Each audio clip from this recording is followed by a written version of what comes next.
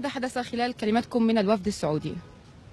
يعني علق على كلمة واحدة، قال ممكن هاي تعدلها.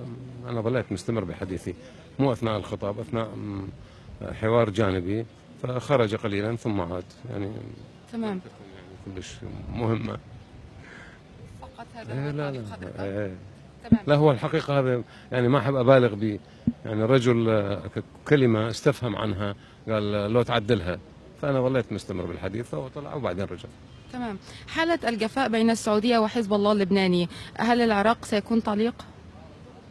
يكون تعليق آه يعني احنا ندري أنه هناك حالة تقاطع بالفهم بين المملكة العربية السعودية وحزب الله، بس نعتقد أنه ماكو مشكلة غير قابلة للحل.